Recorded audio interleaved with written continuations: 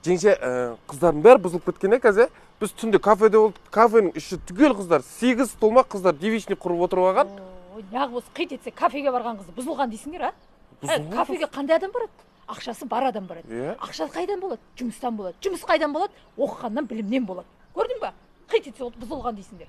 Негізі бар ғой қателік бізден екен, менің түсінгенімше.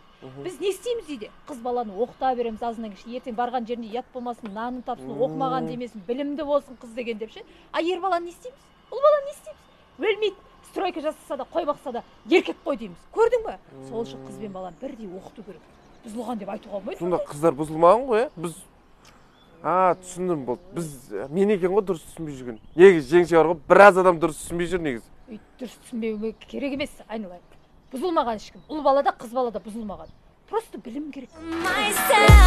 Әлемнің сан түрлі бояуына, іштегі сезімдер бояуына.